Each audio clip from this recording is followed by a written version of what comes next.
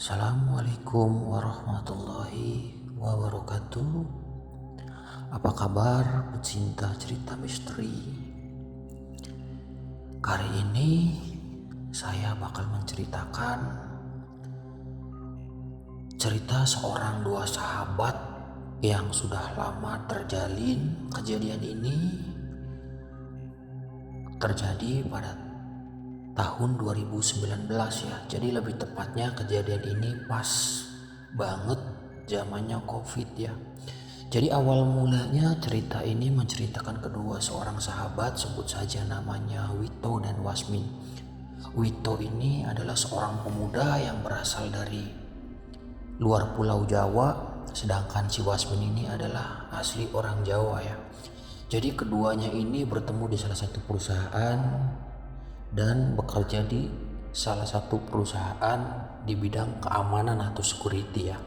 Jadi kedua sahabat ini selalu sering sharing, sering cerita, bahkan tidak sungkan untuk menceritakan masalah pribadinya, masalah keluarganya, untuk saling berbagi pengalaman tentang hidup. Namun usia Wito dan Wasmin ini terpaut cukup lumayan jauh ya. Jadi si Wasmin ini cukup mempunyai umur lah, artinya kurang lebih dia memasuki usia umur 36 atau 37 ya. Sedangkan si Wito ini baru berusia antara 27 sampai 28 tahun. Setelah kejadian ini, awal mulanya itu si Wasmin yang dulunya itu seorang pengusaha, ketika itu Wasmin itu bangkrut, mengalami kebangkrutan. Dari kebangkrutan Wasmin ini banyak hal-hal yang ganjil. Artinya banyak hal-hal yang ganjil itu banyak hal-hal yang aneh. Bahkan saya pernah mendengarkan ceritanya itu si Wasmin ini mengalami bangkrut yang cukup lumayan ya. Jadi persaingan usaha lah ya. Namun ada cerita yang aneh itu ketika Wasmin itu menyewa sebuah ruko ya. Artinya ruko yang dia tempatin, yang dia sewa itu dengan usahanya dia itu sepi dan selalu tidak mendapatkan untung. Selalu di tempat kiosnya itu ada sebuah taburan bunga atau kayak semacam taburan tanah. Dan ketika itu si pemilik kios yang Wasmin kontrak ini menagih uang kontrakannya.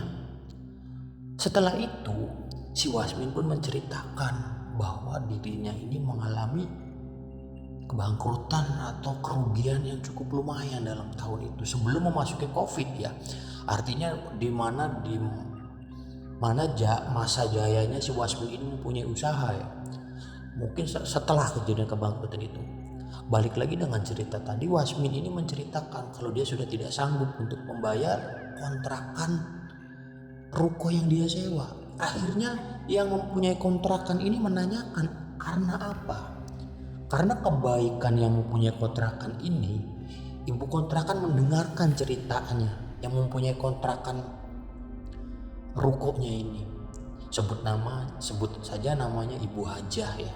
Ibu Haji ini mendengarkan ceritanya. Akhirnya Ibu Haji ini pun pernah mengalami hal yang sama. Setelah itu si Ibu Haji ini memanggil si Wasmin untuk datang ke rumahnya, ke rumah Bu Haji. Akhirnya si Bu Haji ini bilang, datang ya nanti sore ke rumah saya. Si Wasmin pun akhirnya ngomong, ada perlu apa ya Bu? Saya jujur Bu, saya sudah tidak sanggup untuk membayar kontrakan yang nunggak 2 bulan ini. Tidak, ini adalah saya mau ngasih jalan buat kamu supaya usaha kamu mungkin lancar lagi. Akhirnya sore hari Wasmin memutuskan datang ke rumah Ibu Haji tersebut ya. Tiba-tiba di rumah Ibu Haji tersebut itu ada seorang anak kecil yang duduk. Nah, dan duduk itu didampingi ada salah satu seorang pemuda yang mungkin kurang lebih usia 20 tahun atau 25 tahun duduk di samping si anak kecil itu. Ketika Wasmin masuk, tok tok tok tok, Assalamualaikum, waalaikumsalam, silakan masuk nak. Dibukakanlah pintunya sama Bu Haji dan duduklah si Wasmin ini. Lalu Wasmin pun dengan bingung apa tujuan dari Bu Haji ini untuk suruh datang ke rumah. Tiba-tiba Bu Haji itu menceritakan kalau kronologi yang alami Wasmin itu tidak beda jauh dengan kejadiannya Bu Haji.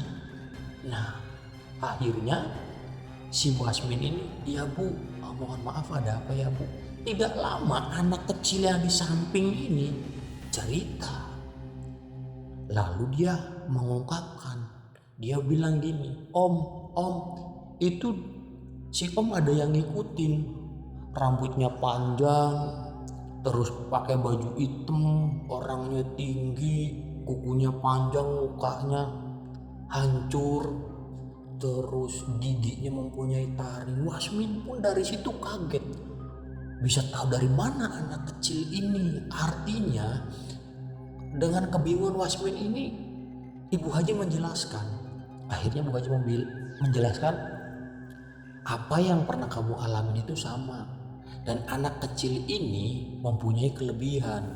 Tidak lama, selang beberapa menit, si anak kecil itu menjabarkan kalau usahanya si Wasmin ini ada orang yang tidak suka dari kesuksesannya. Akhirnya si anak kecil ini meminta untuk datang ke rumahnya Wasmin untuk melihat gitu tempat usahanya, rumahnya. Akhirnya Wasmin pun memutuskan untuk membawa si anak kecil ini ke ruko yang dia sewa ya. Setelah dilihat, anak kecil itu sambil ngomong, di sini ada orang tinggi gede gini, rambutnya panjang, mukanya merah, kakinya gede dengan sisik segala macem. Cuman si anak kecil ini setelah itu dia meminta pamannya untuk mengambilkan air ya, semacam kayak air jam-jam gitu ya. Akhirnya dengan memutuskan mengambil air jam-jam itu, lalu disiramlah si tempat usaha itu. Setelah didoakan anak kecil tersebut, disiramlah tempat rukonya itu. Nah setelah itu beberapa hari usaha Wasmin pun cukup lumayan mulai sedikit rame ya. Tidak lama kemudian 3 hari berlalu, sepi lagi. Dan akhirnya Wasmin dengan kebingungannya harus kemana, harus dengan jalan apa. Akhirnya dia memutuskan pulang, tutup dan pulang. Ketika itu Wasmin sedang istirahat di rumahnya bersama istrinya. Lalu sekitar jam 11 malam, setengah 12 itu pintu ada yang mengetuk. Assalamualaikum. Akhirnya Wasmin pun yang sedang ngobrol dengan istrinya di kamar ini memutuskan bangun. Siapa malam-malam sekitar jam 11 jam 12 ini datang ke rumah, intinya bertamu gitu. Apa ini orang gak tahu waktu? Saya mau butuh istirahat, kata istrinya. Sudahlah Pak, buka saja pintunya. Akhirnya dibukalah. Begitu kagetnya Wasmin ketika melihat anak kecil itu dengan Bu Haji dan si pamannya ini ya. Akhirnya si anak kecil itu bercerita bahwa kiriman atau yang bikin usahanya dia bangkrut sekarang kondisinya sedang menyerang si Wasmin dan rumahnya ya. Lalu tidak lama kemudian lampu pol itu pecah, tas. Yang bikin jadi kaget itu pecah, dengan otomatis pecah. Wasmin pun jadi bingung apa sebenarnya yang terjadi gitu kan. Tiba-tiba tidak lama kemudian si anak kecil itu menunjukkan, pasti di situ itu ada orang tinggi besar gede, dia pakai baju hitam, punya taring, mukanya menyeramkan, matanya mengeluarkan darah dan segala macam. Dia menunjukkan setiap pojok-pojok sudut rumahnya Wasmin, kalau ada ini, kalau ada itu, hal-hal yang ganjil. Wasmin pun tidak terlalu mempercayai hal itu sebenarnya. Cuman karena si anak kecil ini terlalu menunjukkan dan bahkan menentukan, artinya menentukan ciri-ciri orang yang membuat si Wasmin ini seperti ini gitu. Sedangkan Wasmin itu merasa ada salah satu masalah, artinya masalah yang terjadi pada dirinya gitu. Tidak lama kemudian si anak kecil ini mengambil sebuah tasbih ya. Wasmin pun kaget, tasbih itu menyala, mengeluarkan kayak cahaya gitu. Karena dari kejadian itu di atap Wasmin itu kayak meledak, dua di atas gentengnya itu kayak ada sesuatu yang meledak. Akhirnya begitu itu selesai. Cuman yang jadi rancunya, si anak kecil ini tidak mau pulang. Tidak mau pulang. Lalu si Bu Haji ini berpamitan ya untuk pulang. Nah, Wasmin pun jadi makin bingung apa sebenarnya yang terjadi. Setelah itu pagi harinya pun, sampai pagi hari si anak kecil itu tetap gitu di situ. Artinya dia kayak menjaga sesuatu gitu. Nah, tidak lama pas pagi hari sekitar jam 7 jam 8, istrinya Wasmin itu beli sarapan menyiapkan di salah satu ruang tamu yang kelihatan itu deket jalan istilahnya. Tidak lama kemudian ada seseorang lelaki yang Wasmin kenali. Anak kecil itu menunjukkan, padahal anak kecil ini tidak mengenali karena jarak desanya Wasmin dan jarak desanya si anak kecil ini kurang lebih 5 kilo. Tidak saling mengenal gitu. Lalu si anak kecil itu menunjukkan, om itu orangnya yang bikin om bangkrut. Itu orangnya om. Lalu si Wasmin itu kayak ragu gitu, artinya ragu. Lah kok bisa tahu gitu. Bahkan si anak kecil ini menceritakan kalau dulu om itu pernah punya masalah sama-sama satu usaha, dan om itu dulunya ngikut sama si orang tersebut. Tiba-tiba om buka usaha sendiri. Setelah diperhatikan usaha om itu lebih maju. Si anak kecil itu bicara, bahkan si om pernah sampai mau berantem di jalan cuma gara-gara masalah omongan membicarakan tentang keluarganya si om. Si anak kecil itu menjelaskan secara detail kejadian itu. Akhirnya dari situlah si Wasmin itu tersulut emosinya ya. Akhirnya tersulut emosinya itu kayak benar enggak. Tapi dalam hati dan pendiriannya dia itu yang selalu, tidak mungkin ini adalah dosa atau kesalahan masa lalu saya.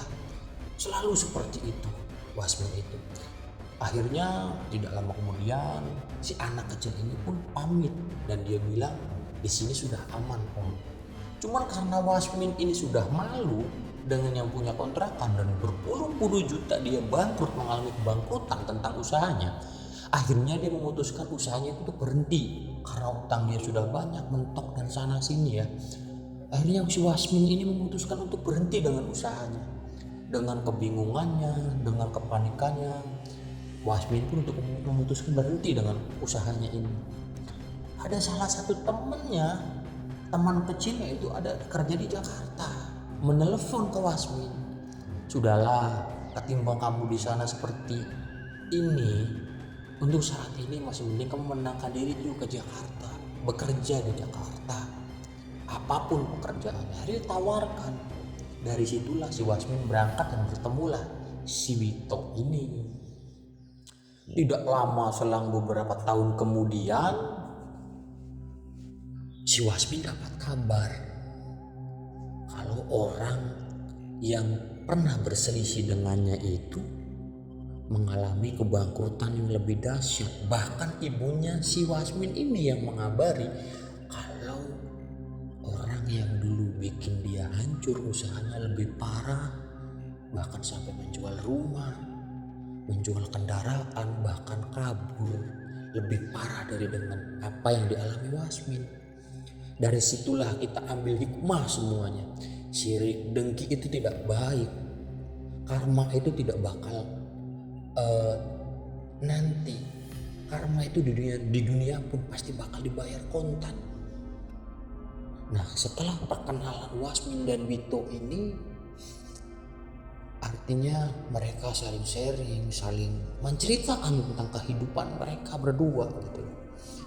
Dari situ dengan kesusahan yang pas waktu itu mengalami COVID ya, pas 2019 itu, Wito dengan menjadi tulang punggung keluarga, dengan kesusahannya, dengan kehidupannya yang begitu dengan beban, selalu menceritakan ke Wasmin. Bahkan Wasmin pun sering menceritakan tentang kehidupannya. Bahkan selalu Wasmin bilang, karena Wasmin ini orangnya tidak jauh dengan agama istilahnya, selalu berbilang kalau Wito jadi saya belum tentu kuat.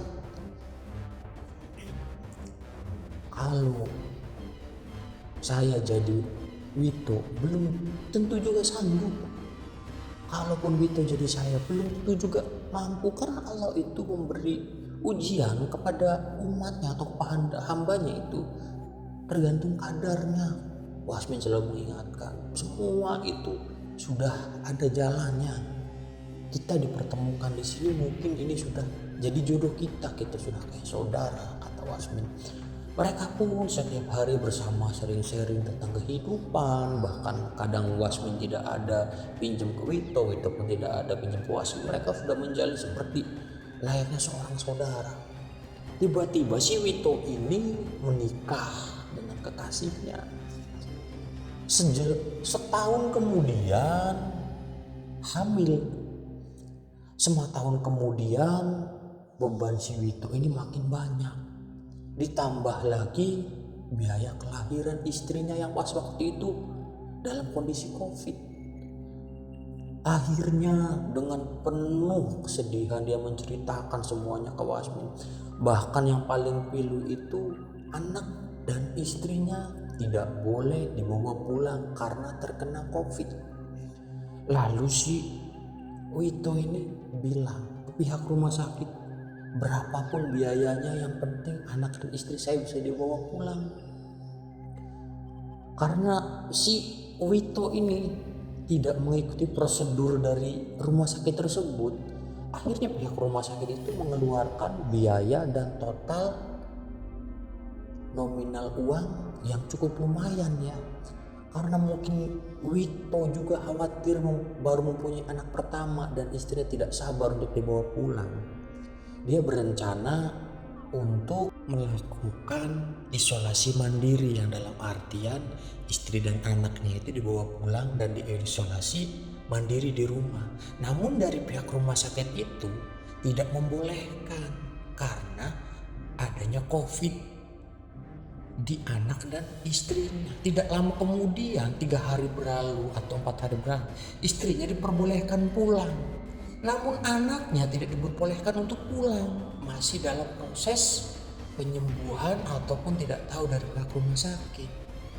Dari kejadian itu, Wito itu karena saking khawatirnya berpikir anaknya ketika nangis siapa yang menggendong, atau ketika anaknya minta susu. Dengan kekhawatiran Wito tersebut, akhirnya Wito untuk memutuskan mengambil anaknya yang ketika itu divonis kena COVID.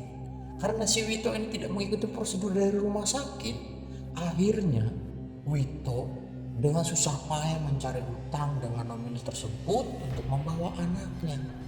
Dari situlah kejadian Wito itu mengalami benar-benar susah dalam hidupnya. Beberapa bulan kemudian Wito memutuskan untuk pulang kampung, entah dari mana duitnya. Lalu si Wito ini membawa anak dan istrinya dengan berbagai proses swab, terus ya waktu seperti zamannya COVID harus swab lah, harus banyak lah prosesnya karena pas waktu itu ya, ketika kita luar pulau ya. Sesampainya dia di sana kurang lebih seminggu, lalu dia pun balik ke Jakarta. Tidak lama kemudian, setelah 3 bulan 4 bulan berlalu, kehidupan Wito ini cukup lumayan berubah drastis. Bahkan dia bisa membeli kendaraan, bahkan dia dengan kehidupan yang cukup lumayan makmur. Padahal Wasmin dan Wito ini bekerja di salah satu perusahaan bareng dengan gaji yang sama. Lalu Wasmin pun berpikir, Wito ini duit dari mana? Dari situlah. Dan tidak lama kemudian si anak dari Wito ini dititipkan ke orang tuanya, sedangkan istrinya mengikuti Wito. Jangan jadi bahan rancunya, kok tega gitu. Wasmin selalu beri nasihat, kenapa kamu tinggalkan anakmu? Sedangkan istrimu di sini, sedangkan anakmu itu masih butuh ASI. Dengan berbagai alasan Wito menjelaskan. Lama kemudian mereka udah saling dekat dan namanya seperti saudara ya. Dari situlah kayak Wasmin itu berpikir ada apa sebenarnya yang terjadi sama Wito ini. Keuangannya stabil, yang biasanya makan istilah katakanlah cukup siang hari dia bisa pagi makan, bahkan si Wasmin bisa dibelikan rokok, bisa dibelikan sarapan. Berubah, akhirnya si Wasmin itu memutuskan bertanya, maaf, saya di sini katakanlah sebagai kakak kamu, saya tahu dengan kehidupan kamu, saya tahu dengan apa yang kamu alami, dengan hutang yang kamu tanggung dari pasca kamu kerja di sini sampai kamu itu mempunyai anak dan bisa menebus dengan hutang. Kamu menceritakan hutang kamu total sekian, sampai mengambil anak kamu ketika di rumah sakit yang tidak begitu prosedur harus mengeluarkan duit sekian untuk program isolasi mandiri buat anak dan istri. Akhirnya dengan penuh kepiluan si Wito itu menceritakan, sebenarnya Wito itu pas pulang datang ke sebuah orang pinter atau katakanlah dukun dan diarahkan ke suatu gunung. Dia katakanlah pesugihan tuyul. Dari situ Wasmin kaget-kagetnya, lalu bertanya, apakah kamu yakin dengan keputusan ini? Tidak ada yang dikorbankan dari salah satu keluarga kamu, ataupun rekan kerja kamu, ataupun seorang sekitar orang kamu? Wito menjawab, tidak, diri saya yang akan saya korbankan. Nangislah mereka berdua saling berpelukan. Nangis Wito dan Wasmin ini saling berpelukan. Kenapa kamu melakukan ini? Cobalah berhenti dari sini. Berbagai cara Wito dan Wasmin ini, tapi tidak bisa lepas dari pesugihan tuyul ini. Bahkan istrinya semakin hari semakin kurus, semakin hari semakin kurus karena menyusui si tuyul ini. Akhirnya Wito ini memutuskan untuk membuang si tuyul ini, tapi tetap balik lagi dengan perjanjiannya seperti ini. Tidak lama kemudian Wasmin ini memutuskan untuk Wito dan istrinya dibawa ke kampungnya dia, cari orang yang ngerti, artinya untuk memutus perjanjian ini. Dibawalah ke seorang yang cukup mengerti atau kiai ataupun ustadz di salah satu pondok. Lalu si Wito ini ditanyakan bagaimana perjanjiannya, bagaimana awal mulanya, ritualnya. Lalu ustadz yang dari pondok ini atau kiai yang dari pondok ini menyarankan untuk membalikkan si makhluk ini. Tidak disangka ternyata si Wito ini tidak gunung. Artinya dia menceritakan ke Wasmin ini supaya si Wasmin ini tidak terlalu khawatir dengan perjanjiannya si Wito, yang perjanjian sekian puluh tahun dia bakal dikorbankan dirinya. Dan ternyata si Wito ini, tuyul ini bekas dari temannya, karena dia melihat temannya yang sukses segala macam, sama halnya Wito dan Wasmin sudah menjalin kayak persaudaraan, hubungan yang akrab segala macam.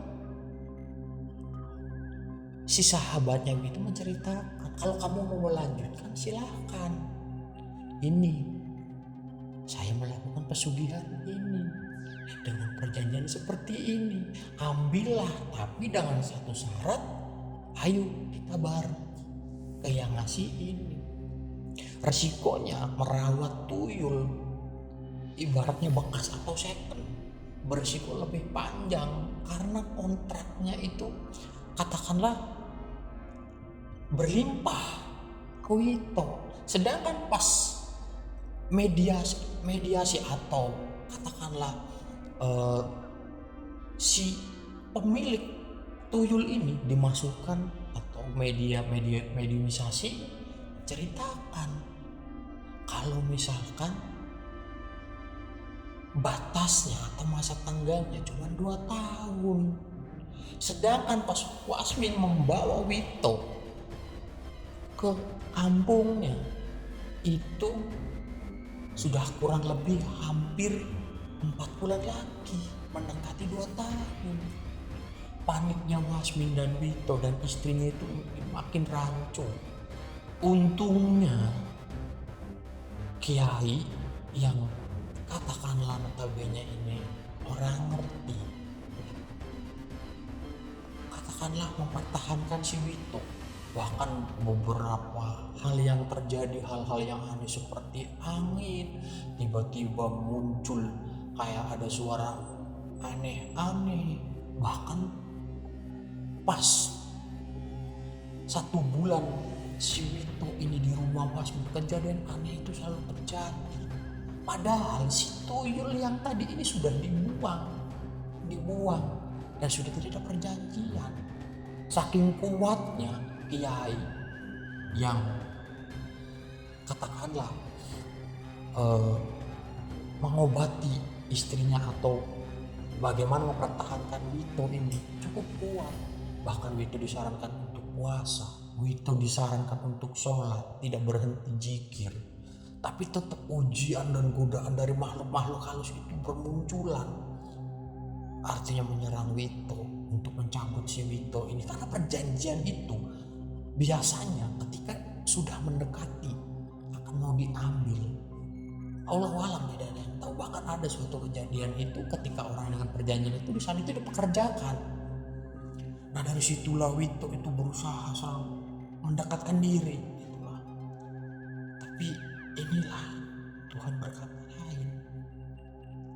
Setelah lepas dari itu dan kehidupannya normal, Wito pun sakit dengan divonis sakit kanker usus. Akhirnya si Wasmin ini memutuskan si Wito dibawa balik ke kiai yang tadi. Dibawa balik. Dikatakan sama kiai ini penyakit sudah tidak ada kaitannya dengan hal gaib. Dikarenakan semasa hidupnya Wito memakan duit seperti itu. Dan inilah karmanya Wito. Wito yang awalnya sukses dia habis-habisan buat berobat segala macam, berobat ke rumah sakit segala macam, karena ini sudah jadi penyakit bokir berisiko buat si Wito yang sudah menyimpang. Tidak lama kemudian meninggal Wito. Itulah sedikit cerita tentang pengalaman kehidupan. Mudah-mudahan sahabat misteri dimanapun kalian berada, kuatkan iman Islam. Segimana susahnya, yakinlah Allah itu bakal memberi rezeki. Jangan lupa like, subscribe, komen di channel ini. Assalamualaikum warahmatullahi wabarakatuh.